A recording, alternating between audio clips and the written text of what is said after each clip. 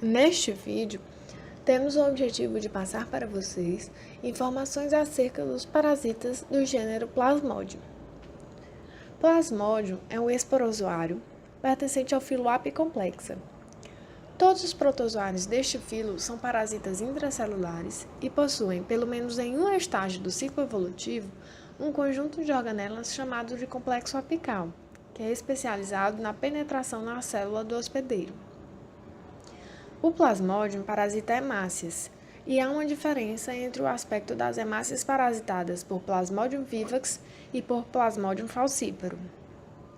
O Plasmodium vivax parasita reticulócitos e a hemácia se apresenta maior, com muitas granulações. O Plasmodium falciparum parasita hemácias de qualquer idade, não apenas reticulócitos, e às vezes a hemácia se apresenta maior, com poucas, porém grandes granulações. Os protozoários do gênero Plasmodium apresentam alguns estágios evolutivos durante seu ciclo de vida. O esporozoíta, que tem formato alongado e com extremidades afiladas, tem presença de complexo apical no terço anterior de seu corpo, que é importante para a penetração nas células do hospedeiro. Podem permanecer viáveis nas glândulas salivares do anofelino por quase 2 meses. O criptozoíta tem um formato arredondado, é revestido por uma membrana celular simples e é caracterizado pela ausência de aparelho apical, perdido no momento que o esporozoíta penetra nas células hepáticas.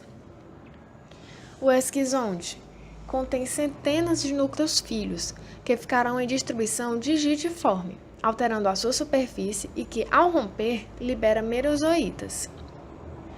O merozoíta se assemelha ao esporozoíta, sendo mais curto e mais grosso.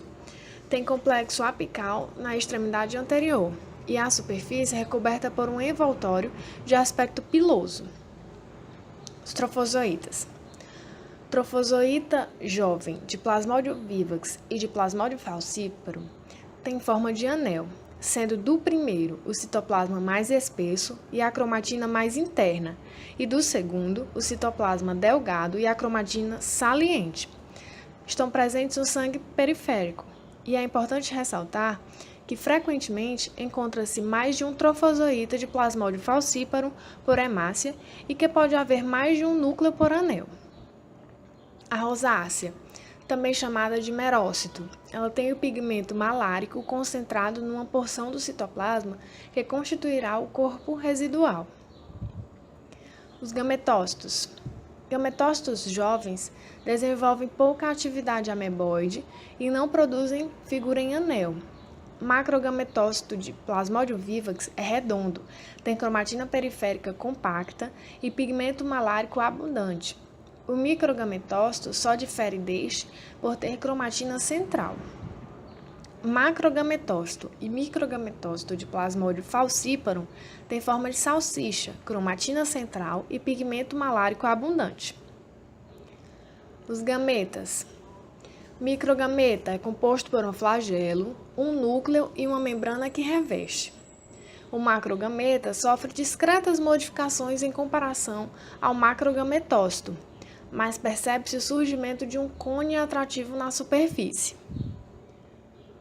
Zigoto ou oocineto tem formato alongado, com núcleo único e com motilidade. E o oocisto é envolvido por uma grossa cápsula. O ciclo de vida do plasmódio é estenoxeno e heteroxênico, tendo a presença de um hospedeiro invertebrado, o inseto vetor, e um hospedeiro vertebrado, entre mamíferos, répteis e aves. O vetor na América é um inseto do gênero Anopheles, também chamado de mosquito prego, pernilongos, muriçocas, entre outros. Esses insetos são hematófagos e têm hábitos crepusculares ou noturnos. No ciclo de vida. A picada do inseto anofelino infectado pode transmitir esporozoítas de Plasmodium, a forma infectante do parasita para pessoas ou animais. Com a inoculação, os esporozoítas ficam no sangue por menos de 1 hora até chegar ao fígado. No fígado, sofrem endocitose, invadem os hepatócitos e é formado o vacúolo parasitóforo, onde há metamorfose dos esporozoítas em criptozoítas. Neste estágio, há o crescimento do parasita e a multiplicação por esquizogonia. Este ciclo de reprodução assexuada recebe o nome de ciclo pré-eritrocítico ou esquizogonia pré-eritrocítica e pode durar de 6 a 16 dias. Vale ressaltar que quando se inicia a esquizogonia, o parasita recebe nova denominação. Em vez de criptozoítas, são chamados de esquizontes. São os esquizontes que, ao final da esquizogonia, darão lugar à formação de elementos filhos, chamados de merozoítas. Os merozoítas estarão livres para invadir hemácias quando o hepatócito romper por não conseguir suportar tantos parasitas em seu interior. Pode-se, então, iniciar o próximo ciclo de reprodução assexuada, o ciclo eritrocítico ou ciclo esquizônico hemático, quando o merozoíta invade a hemácia e passa pelos estágios de trofozoíta, esquizonte, rosácea e merozoítas sanguíneos, que poderão repetir esse ciclo. Com o passar do tempo, haverá a formação de gametócitos masculinos, microgametócitos, e femininos, macrogametócitos, estágios que já não podem se dividir. É este estágio que permite a perpetuação da infecção, pois é nesta forma que o parasita retirado do sangue pelo vetor vai completar o ciclo do plasmódio no anofelino.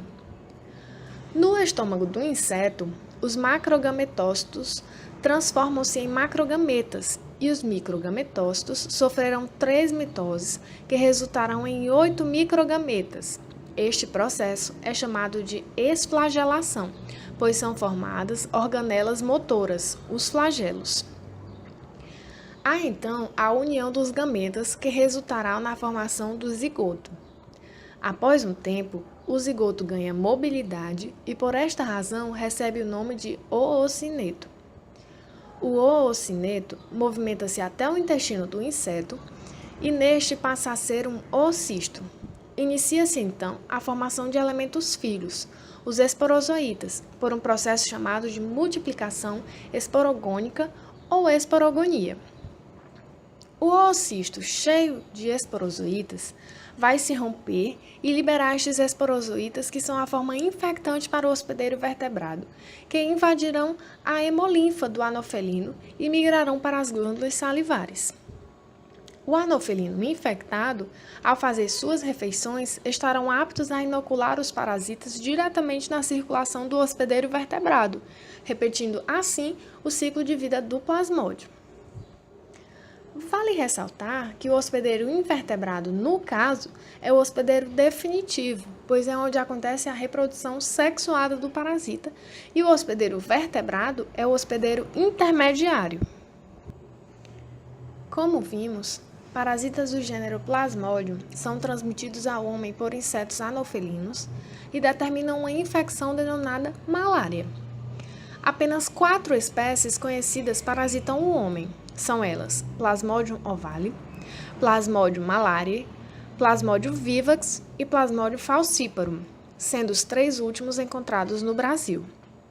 Outras formas de transmissão, além da picada do anofelino, são por transfusão sanguínea, por transplante de órgãos ou por via congênita. As formas clínicas da malária variam de acordo com a espécie de plasmódio envolvida e de acordo com a periodicidade dos acessos febris, que dependem do tempo de duração das esquizogonias hemáticas, pois acontecem ao final de cada ciclo esquizônico das hemácias, quando estas se rompem. Essa infecção pode se apresentar, pois, de 3 formas clínicas diferentes. Forma terçã benigna, causada pelo Plasmodium vivax, que desencadeia acessos febris a intervalos de 48 horas. Forma terçã maligna, causada pelo Plasmodium falciparum, que desencadeia acessos febris a intervalos de 36 a 48 horas. E a forma quartã benigna, causada pelo Plasmodium malariae, que desencadeia acessos febris a intervalos de 72 horas. A malária está relacionada com a destruição das hemácias e a produção de hemozoína, conhecido por pigmento malárico, um produto da degradação da hemoglobina pelo plasmódio e se acumula no fígado. Na malária, os quadros febris são acompanhados por calafrios, calor, sudorese, cefaleia, mialgia, fadiga e náuseas. Frequentemente encontram-se pacientes com anemia e esplenomegalia, com baço doloroso e a palpação. Na malária por Plasmodium vivax, podem haver recaídas, pois este parasita tem uma forma evolutiva chamada hipnozoíta, que ficam latentes no fígado.